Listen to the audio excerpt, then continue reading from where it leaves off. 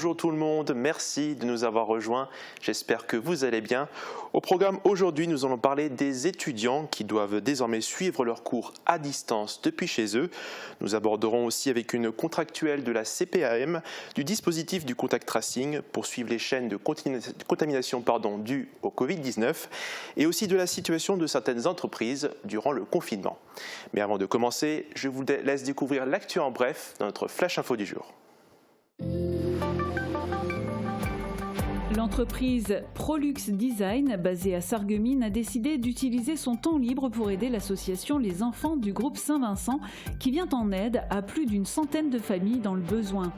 Les dons sont divers, denrées alimentaires, vêtements et produits hygiéniques. Ils sont collectés, puis triés et enfin livrés au domicile des personnes qui en ont besoin. Le bailleur social Moselis va reprendre la gestion directe de ses 182 logements sarregueminois à partir du 1er janvier 2021. La prise d'effet de la loi Élan adoptée en 2018 impose aux bailleurs sociaux de posséder 12 000 logements, ce qui n'est pas le cas de SCH Sarreguemines Confluence Habitat qui avait la gestion de ces logements depuis 1991. La décision a été actée en mairie de Sarreguemines juste avant le confinement. Les jeunes recrues du 16e bataillon de chasseurs à pied de Beach suivent une formation de 6 mois avant d'être intégrés en compagnie de combat. Les 3 derniers mois sont tournés vers les techniques de spécialité et la dernière épreuve est plutôt sportive. Il s'agit d'une descente en rappel à 15 mètres de haut qui est réalisée près de l'ancienne voie ferrée de Beach Camp. L'entreprise Furtwängler fabrique des pains d'épices depuis 1768 à Guertwiller en Alsace. En ce moment, les lignes de production devraient tourner à plein régime, mais avec le confinement, elles tournent seulement 2 ou 3 jours par semaine et les pertes sont estimées à 4 ou 5 millions d'euros. L'organisation de l'entreprise a été revue et elle compte sur la vente en ligne pour écouler son stock de Noël.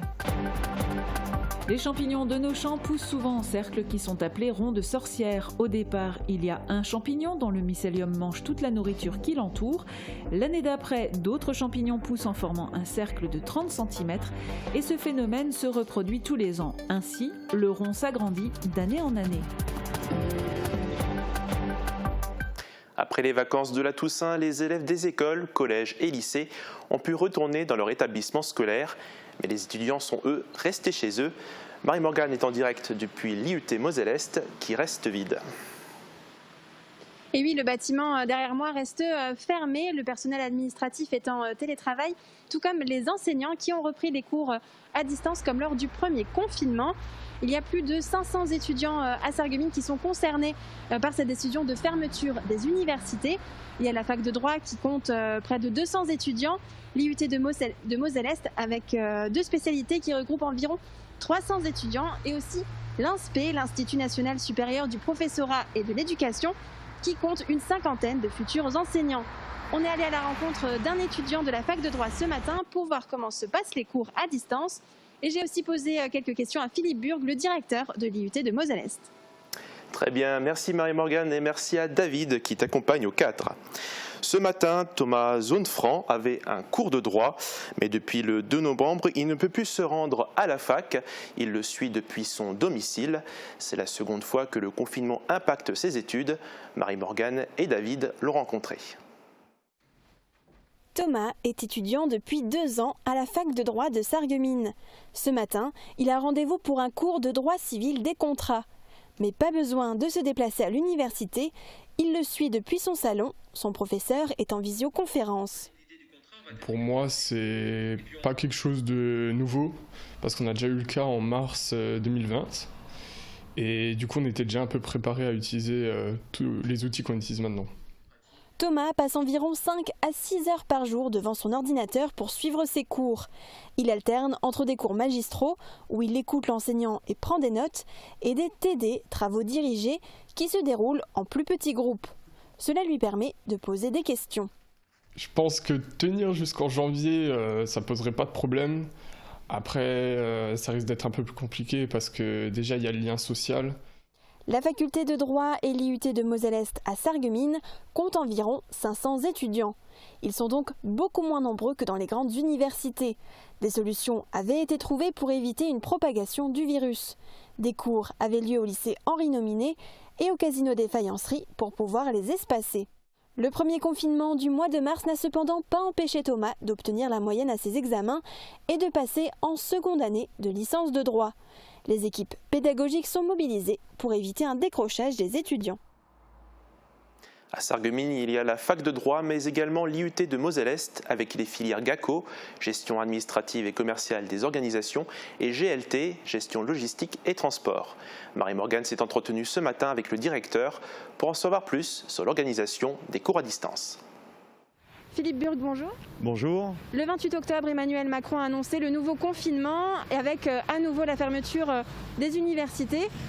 Comment ça se passe? Est-ce que tous les étudiants peuvent suivre des cours en ligne?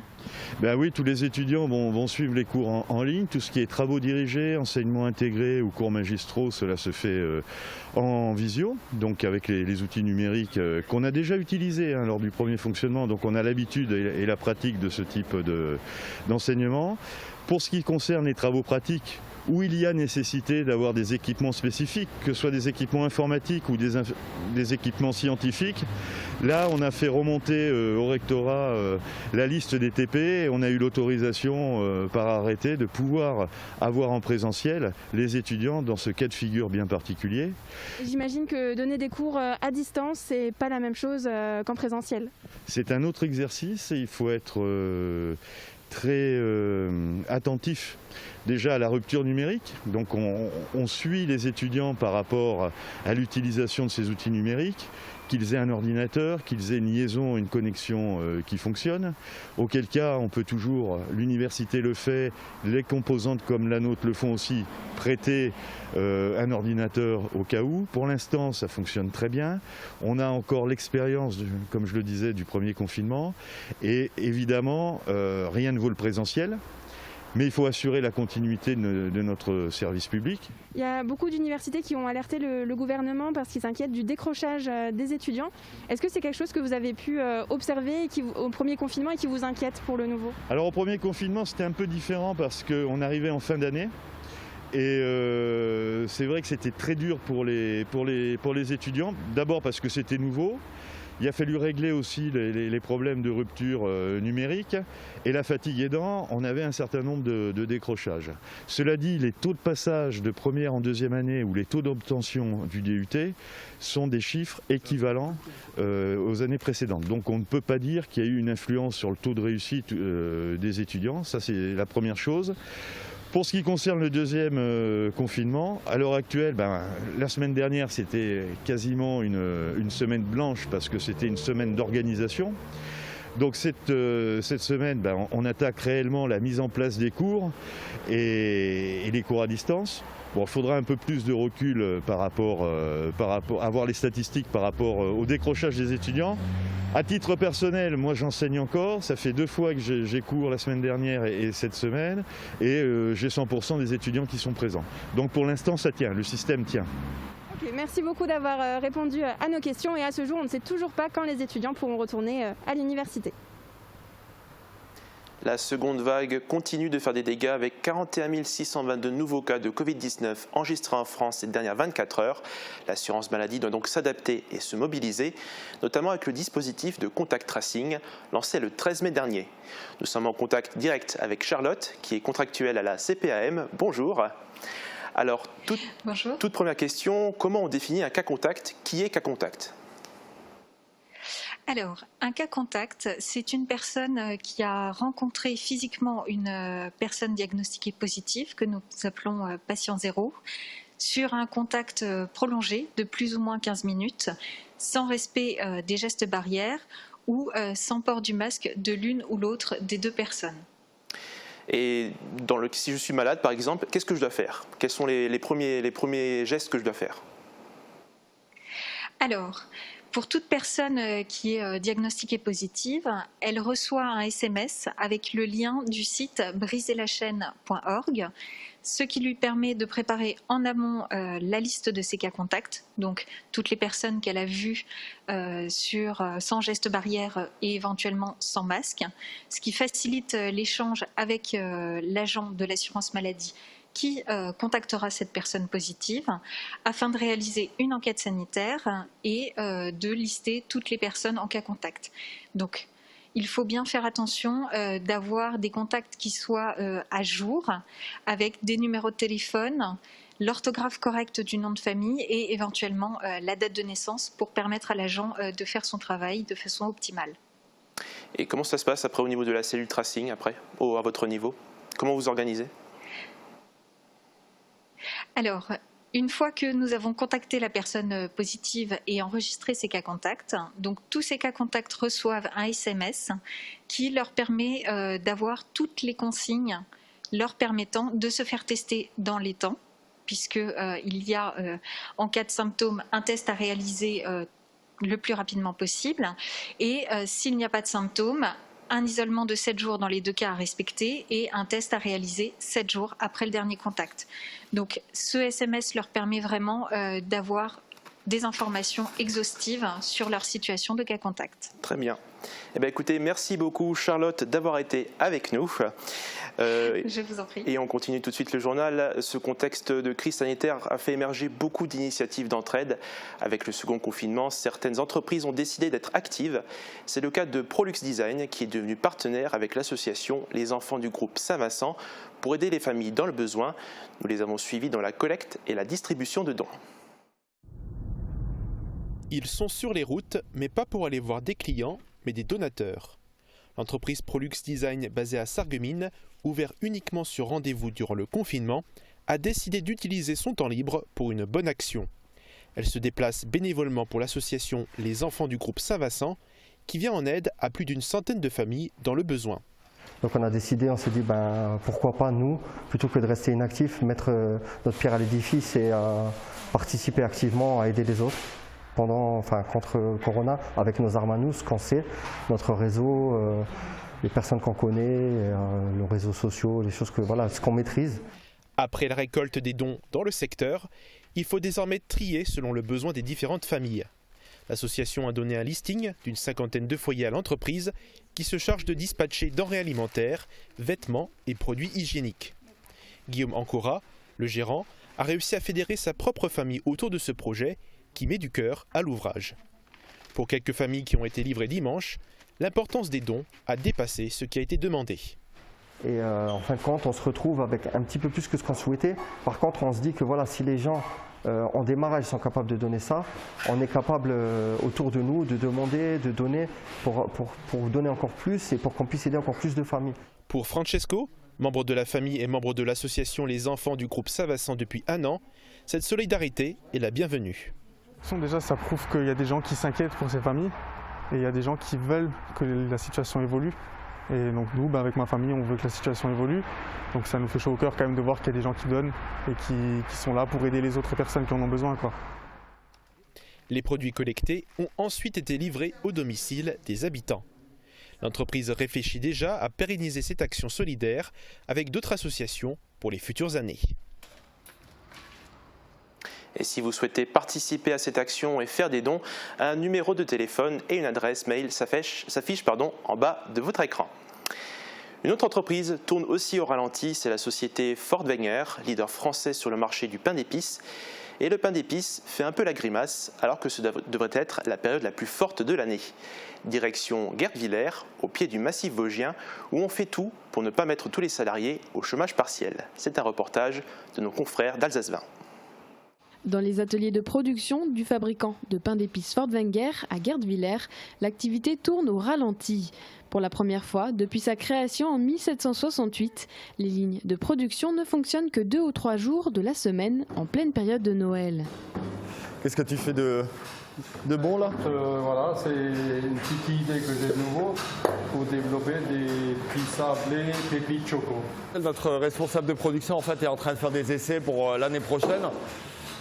Normalement à cette période-là, on devrait être en train de faire tourner les lignes, mais vu qu'on n'a pas de travail, on en profite dans l'immédiat pour faire des essais, pour trouver des nouveaux produits. La production a été déjà faite pour une bonne partie des marchés de Noël également, comme vous pouvez vous l'imaginer. Donc on a des stocks vraiment très importants malheureusement. Alors que les mois de novembre-décembre représentent 50% du chiffre d'affaires de l'entreprise, avec le reconfinement et l'annulation des marchés de Noël, Steve Rich estime les pertes entre 4 et 5 millions d'euros. Pourtant ici, l'organisation a été revue pour éviter le chômage partiel. T'en as beaucoup à faire de cela 134 du coup. D'accord. Plus 10 grands comme ça. Normalement, ça devrait être le rush. Marine, ici présente, devrait être en magasin en train de servir nos clients. Malheureusement, nous n'avons quasiment pas de clients à Guerdvillers, donc elle prépare finalement en fait les cadeaux de fin d'année et ce genre de choses, voilà, pour essayer de faire en sorte de ne pas avoir recours au chômage partiel. Pour écouler son stock de Noël, le dirigeant de Fort Wenger compte sur le site internet créé en 2008. Il espère ainsi vendre entre 50 000 à 60 000 produits en vente par correspondance, soit presque 2 fois plus que les autres années. Côté boutique, on est loin de la traditionnelle affluence de la période. Elles ont toutes été fermées, toutes sauf une, en fait, c'est la boutique de Guerdvillers. Car c'est notre boutique historique et quelque part, voilà, on a ce sentiment qu'il faut qu'elle reste ouverte quoi qu'il arrive, on va dire, pour garder quelque part une petite lumière, une petite bougie allumée, on va dire, dans nos cœurs et pour y croire malgré tout. On compte sur la vente par correspondance, on espère que les clients vont commander chez nous. On compte également sur les commandes de colis de fin d'année, ce genre de choses. Donc voilà, plus bien entendu la grande distribution également.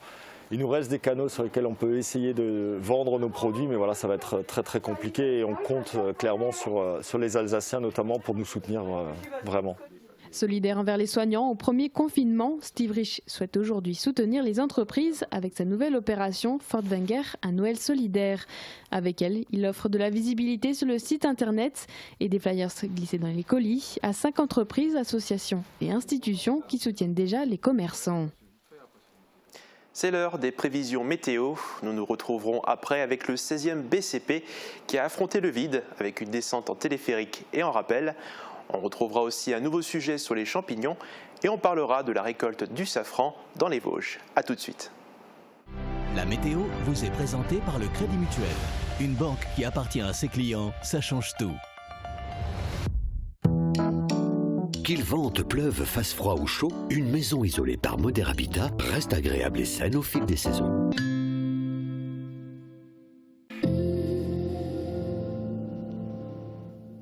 Bonjour tout le monde, c'est un ciel changeant qu'on retrouve pour demain. Les grisailles seront présentes dès le début de la matinée, mais le temps reste généralement sec. Quelques éclaircies parviennent à se frayer un chemin, mais les nuages conservent l'avantage. Côté température, les minimales iront de 7 à 9 degrés, les maximales de 11 à 13 degrés. Demain, pensez à souhaiter une bonne fête aux Martins. Le soleil nous accompagnera de 7h36 à 16h34. Belle fin de journée à tous et à demain. Merci d'avoir suivi la météo avec le Crédit Mutuel. Une banque qui appartient à ses clients, ça change tout. Ne cherchez plus, le roi des vins est à Stirin-Wendel. Retrouvez plus de 3500 références de vins, une large gamme d'épiceries fines et des idées cadeaux pour chaque occasion. Le roi des vins, c'est du choix, des prix et des conseils. C'est aussi un service drive, une boutique en ligne et des livraisons prêtes en 24 heures. Le roi des vins à Stirin-Wendel, où choisir devient un plaisir. L'hiver est à notre porte. Le changement de pneu est fortement conseillé. Spécialiste du pneu depuis plus de 40 ans, Speedy vous propose toutes ses gammes hiver au meilleur prix. L'équipe reste aussi à votre service pour l'entretien courant et toutes vos réparations. Pour une bonne sérénité, Speedy à Sarreguemines vous accueille 6 jours sur 7, avec ou sans rendez-vous. SM Distribution propose une large gamme de produits anti-Covid pour particuliers et professionnels. Équipez votre enfant avec nos masques adaptés dès l'âge de 6 ans et découvrez notre Puro Biocide et Virucide biodégradables qui désinfectent et cicatrisent et tuent le virus en 30 secondes. SM Distribution répond à tous vos besoins anti-Covid-19. Un décor cosy et chaleureux, une équipe sympathique, une cuisine faite de produits frais, une vue magnifique sur le golfe de Sarreguemines. Le Green, le restaurant qui ne manquera pas de vous séduire. Vous les avez déjà suivis sur nos images à travers différents exercices. Les jeunes chasseurs du 16e bataillon ont remis le couvert avec une épreuve beaucoup plus sportive. Les recrues ont affronté le vide avec une descente en téléphérique et en rappel près de l'ancienne voie ferrée de Beachcamp. Un exercice qui a eu son lot de sensations fortes. Regardez. Franchir le vide, descendre en rappel à une quinzaine de mètres de hauteur. Des sensations intenses pour la trentaine de chasseurs présents pour l'exercice. C'est de l'adrénaline, du coup ça procure vraiment beaucoup de plaisir. On se met dans nos têtes comme si on était des commandos et ça déroule et c'est vraiment du plaisir. Surtout de l'adrénaline, parce qu'on descend d'un coup à une certaine vitesse Après, on regarde un peu en bas, on se dit qu'il y a une certaine hauteur, donc c'est assez impressionnant. Déjà, on en apprend beaucoup sur soi-même, parce qu'on se pousse à bout. Par exemple, il y en a qui ne sont pas à l'aise forcément avec le vide. Du coup, ça aide à se surpasser. Allez, fais des petits bonds, ouvre. Voilà, allez, ouvre un peu plus. Pour les futurs chasseurs, cet entraînement s'inscrit dans leur formation de 6 mois. Les 3 derniers mois étant tournés vers les techniques de spécialité. Sont déjà passés par le combat urbain ou encore les tirs, des exercices applicables en opération extérieure. Mais cette dernière épreuve est différente.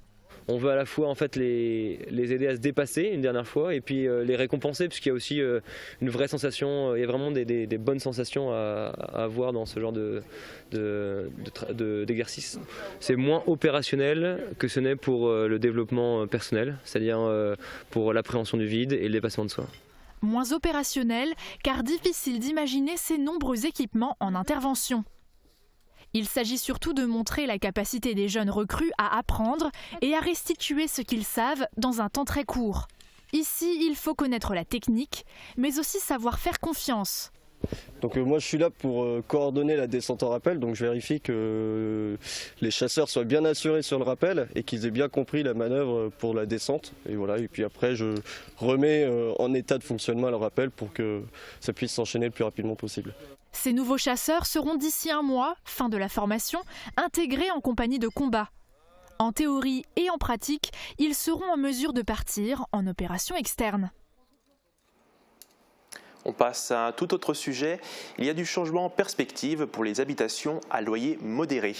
Le bailleur social Moselis, qui possède environ 13 000 logements sociaux sur le territoire de la Moselle, va gérer en direct ses 182 logements sarregueminois à partir du 1er janvier. Avant, leur gestion était déléguée à SCH, Sarreguemines Confluence Habitat. La décision a été actée en mairie de Sarreguemines juste avant le confinement. Reportage.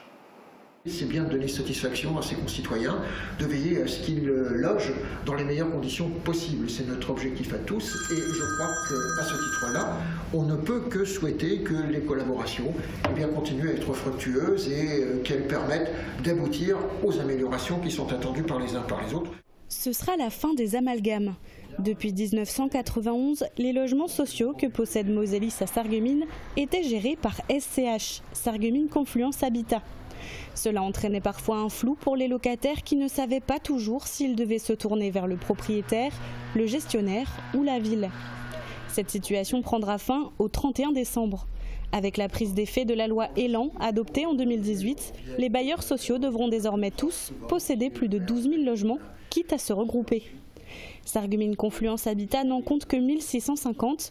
Ils seront regroupés au sein d'une société d'économie mixte incluant la ville de Sarreguemines et la Casque, en partenariat avec CDC Habitat. Moselis ne fera plus partie de l'équation, d'où cette reprise en direct de la gestion de ces logements sarregueminois. Avec l'obligation, comme le prévoit la loi Elan, de faire évoluer les bâtiments. Or, qui dit évolution, dit rénovation. Une bonne nouvelle pour les locataires. Moselis possède 5 lots à Sarreguemines, rue du Vieux-Chêne, rue Molière, rue Lamartine, rue des Tirailleurs et rue des Maraîchers. Mais pour le moment, seuls 2 lots devraient être concernés par une rénovation d'ici 2022. Moselis va d'abord procéder à un diagnostic.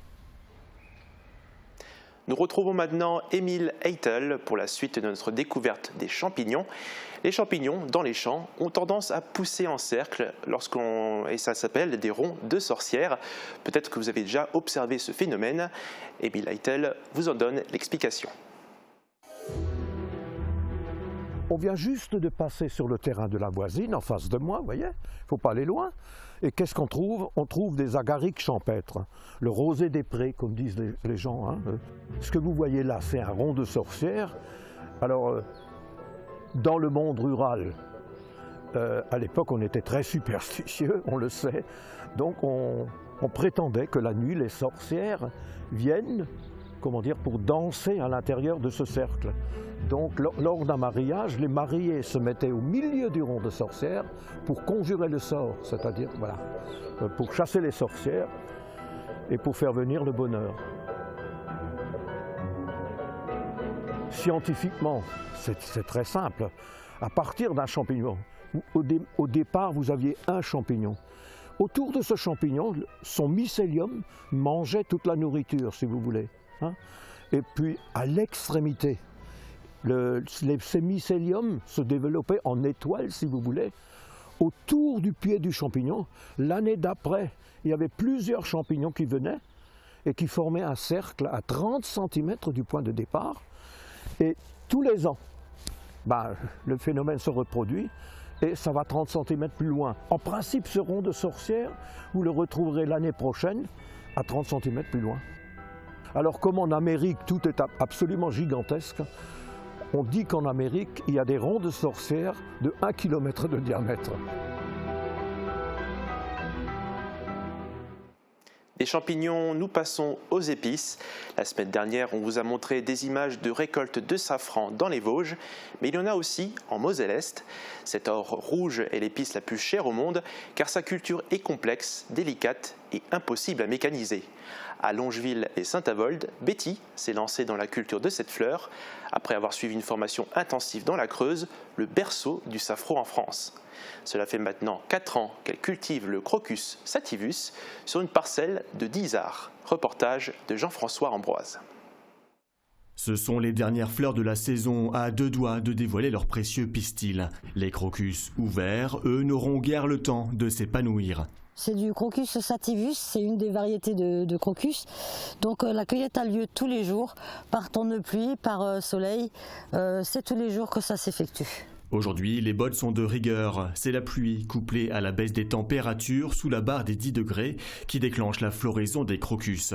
La récolte a débuté le 3 octobre. Partisane des méthodes douces et naturelles, Betty cultive de nombreuses plantes aromatiques et médicinales pour en faire des tisanes.